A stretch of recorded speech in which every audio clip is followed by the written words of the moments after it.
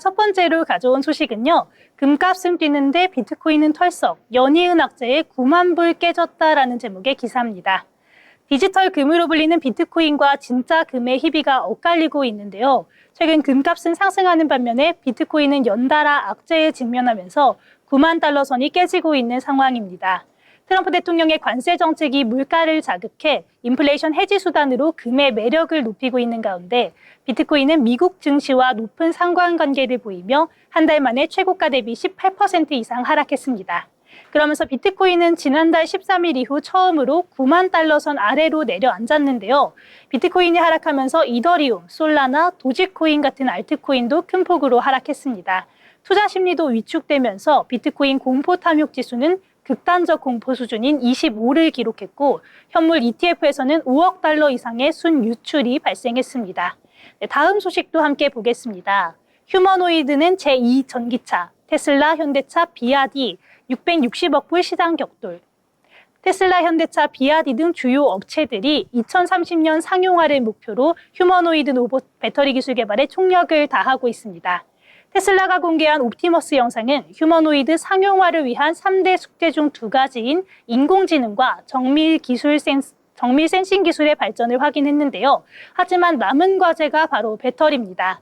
현재 휴머노이드는 한 명의 일꾼을 대체하기 위해 시간당 2,000에서 3,000와트시의 전력이 필요한데요. 기존 배터리 용량은 2,300에서 3,700와트시에 머물러 작업 시간이 1시간 내외에 불과했던 상황입니다. 이에 따라 현대차는 삼성 SDI, 테슬라는 LG 에너지 솔루션, 또 중국 유비테크는 비아디와 손잡고 2030년까지 배터리 에너지 밀도를 2배에서 3배 끌어올리려는 연구 개발에 집중하고 있습니다.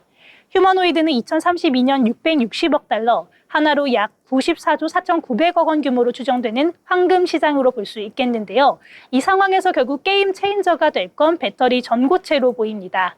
이 배터리로 활용하면 이 에너지 용량을 2만 와트시 이상으로 높일 수 있기 때문인데요.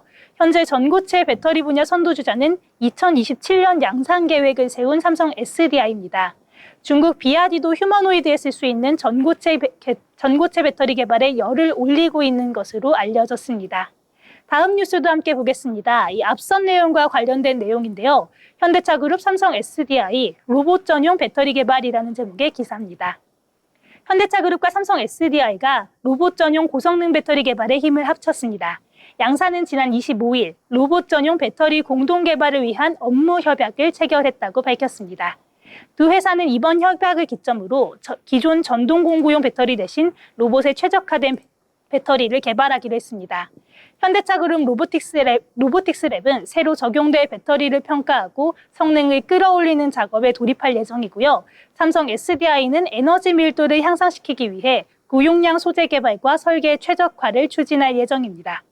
양사는 이를 통해 배터리의 출력과 사용 시간을 크게 늘려서 로봇의 성능을 한층 강화하겠다는 계획인데요. 두 회사는 로봇을 넘어서 전기차 배터리 분야에서까지 협력을 확대하겠다는 입장을 밝히고 있습니다. 다음 뉴스도 함께 보겠습니다. 금리만으론 성장률 못 높여. 추경 필요하지만 20조 넘으면 부작용. 어제 있었던 한은 총재의 발언 뉴스인데요. 이창용 한국은행 총재는 25일 통화정책방향회의에서 기준금리를 0.25포인트 인하한 뒤 추가 금리 인하 필요성을 언급하면서도 금리 인하만으로는 성장률을 높일 수 없다는 입장을 전했습니다. 재정정책이 없는 상황에서 성장률을 높이기 위해 금리를 더 낮추게 된다면 환율과 가계부채 등 금융 안정과 물가 안정 기조가 위협받을 수 있다며 재경정책과의 공조가 필요하다고 강조했는데요. 올해 한국의 경제 성장률 전망치는 지난달 1.6에서 1.7%로 1.5% 낮춘 상황입니다.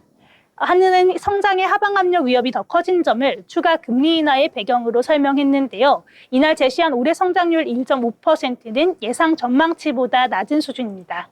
또한 재정정책이 역할을 다하기 위해선 15에서 20조 원 규모의 추경 편성이 필요하다고 다시 이야기도 했는데요. 다만 20조 원을 넘는 대규모 추경은 장기적으로 재정 건전성에 부담을 줄 수 있다고 선을 그었습니다.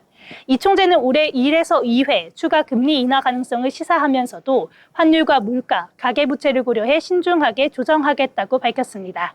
시장에서는 한은의 발표를 예상보다 완화적인 기조로 받아들이며 비교적 안정적인 반응을 보이고 있습니다. 마지막 뉴스입니다. 여당 특별 연장근로 담은 반도체법 절충안 제시, 야당도 전향적 판단을 국민의힘이 반도체 특별법에서 야당이 반대하는 52시간 근로제 예외 조항을 삭제하는 대신 특별 연장 근로제도를 유연화하는 절충안을 제시했습니다. 이번 절충안은 특별 연장 근로 인가 절차를 간소화하고 노동고용부 장관의 사전 인가를 사후 인가로 변경하며 인가 기간을 6개월 이상으로 늘리는 방안을 포함했는데요. 반도체 업계는 기존 특별 연장 근로제의 인가 요건이 까다로워 활용하기 어렵다는 입장이었는데 국민의힘은 이를 반도체 특별법에 반영해 업계의 부담을 완화하려는 것으로 볼 수 있겠습니다. 다만 이재명 대표가 넓은 범위에서 기존 제도를 활용하자는 입장을 유지하고 있는 만큼 여당이 제안한 절충안과 합의점을 찾을 수 있을지 귀추가 주목되는 상황입니다. 국민의힘은 민주당의 전향적인 판단을 기대한다고 입장을 전했습니다. 네, 오늘 제가 준비한 뉴스는 여기까지입니다.